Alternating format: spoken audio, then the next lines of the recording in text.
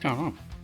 Okay, so today we are going to finally install these gauges. Oh, let's go down. So we've got our bracket, we've got our gauges, we've got our oil filter. We went and bought a new one because why not? It was only like $17 with this sandwich plate. So I've already gone ahead and pre-installed the pressure sensor and the temperature.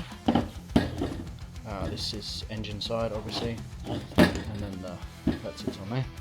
It also came with adapters. I'm pretty sure this is the adapter I need because this is the thread that fits in here. So that will go on there, which has got, well, focus, threads on the inside, so that'll go into the engine.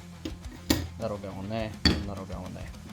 I went and used Permatex thread sealant, high temperature and pressure. I did that about 3 days ago, and he reckons I've got to save it about 3 days before actually using it. So that's ready to go. I'm going to need some basic wiring stuff, pliers, crimps, and wire strippers, a test light as well, some leggy tape for the instructions, a power wire with a fuse, very handy, and all the associated wiring with the gauges. So I'm all good to go. Obviously I need to take the old oil filter off. Now I don't know how much oil is going to come out of that.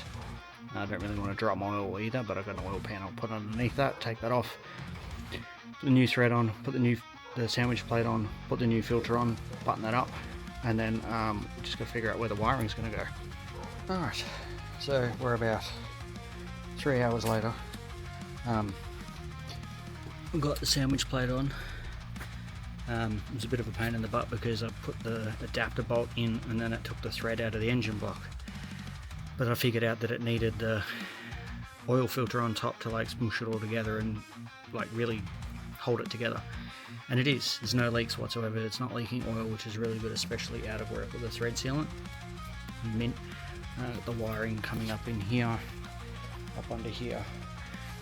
The other thing I came in trouble with was trying to get the wires through the firewall. I used the grommet for the water squirter for the back window, which is down in here, but to get to that I had to take this out, but to take this out I had to take this out, so it was a whole thing of taking everything out of here. Yeah, so all the wiring is now into the car. Also wheels, yay,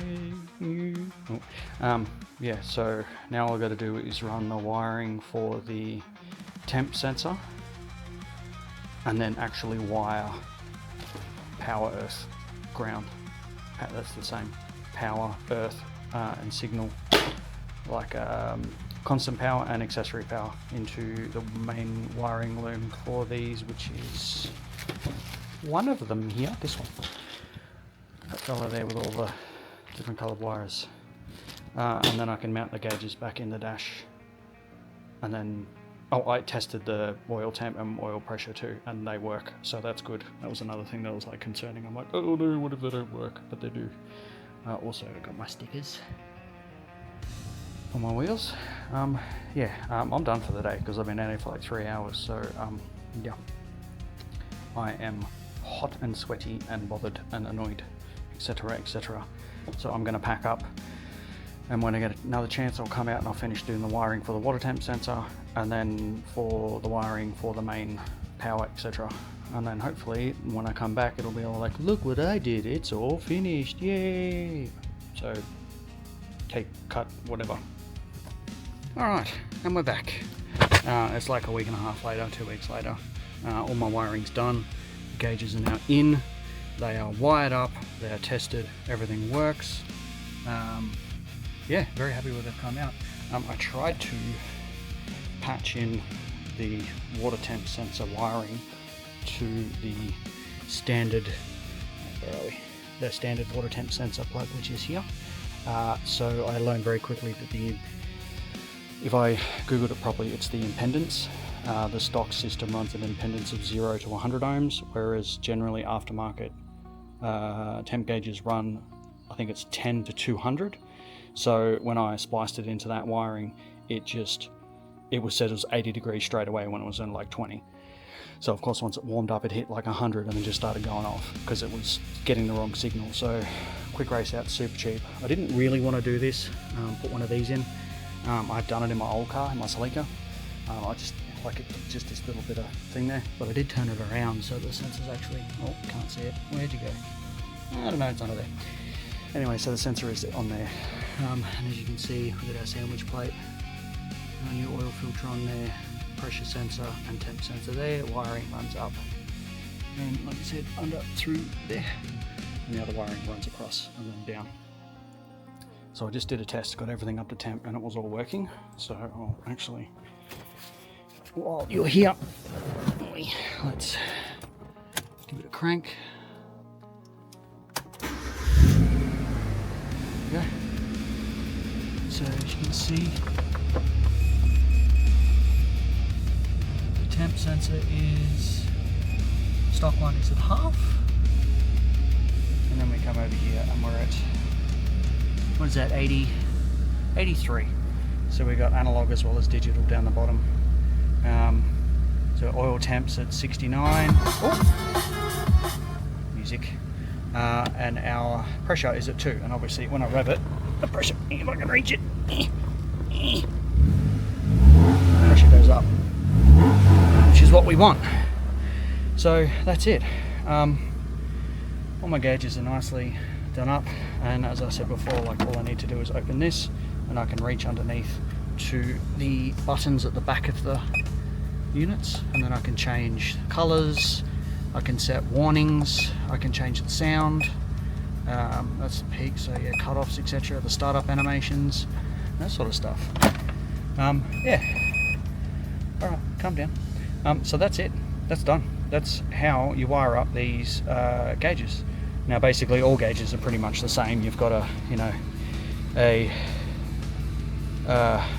brain's not working, an earth and a signal, just like anything really, any sort of information sort of readout. Yeah, so very happy with how that looks. And if I can get the lights to turn on, well, you can't really see it because it's very bright outside. The blue lights on the dash there, I might even change them to blue at some point. Yeah, let's turn those lights on. Yeah, so that's it. That's how you wire up these gauges. Looking pretty cool. All in there, all stealthy. Painted that the brace bar that runs along the bottom there. I think that looks really cool. Yeah, so also if you've made it this far, here I am. Putting my glasses on so I can see because I'm getting old and that. Try again. There we go. I am this close. I just got to work out some details on a merch store.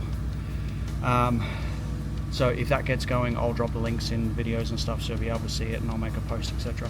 So you'll be able to go on, you'll be able to pick the size of the clothing, the color, the logo, either the YouTube channel Automotive Anarchy logo or the Proton Satria GTi page logo, color, size, everything. I'll post photos of each of the ones that I got the other week at the end, or in like here. Yeah, so they'll be available to grab. As far as I'm aware, they do shipping everywhere, so you just go on, click it, they'll send it to you, and that's it. So I hope you found this informative. I know I learned a bit from this through wiring and running things, and a lot of the stuff I already kind of knew, so it wasn't too bad. But yeah, very happy with how it turned out. I'll go back to it again. There we go. Red enough. Yes. So yeah, hopefully you learned something, because I know I did. Anyway, have a good weekend. It's Easter coming up soon. Try that again. I've got some shows coming up. Yeah, hopefully we'll get some more content out soon now that this is sorted. I hope you have a good rest of your day wherever you're watching. I know I don't really like doing this, but if you could like drop a like, comment, even share it with other people that you know that are looking at doing this, that have GTIs, that have jumbucks. They might find this helpful as well. There's only one thing I really care about on this channel, and it's getting information out about these cars, because there's nothing online. Like doing all the stuff that I've been doing, I didn't find anything about it online. I just had to look up Evo stuff and then go from there, and kind of figure it out myself. Yeah, so I hope that helps you. Hope you enjoy the rest of your day wherever you are, whatever you're doing. Uru.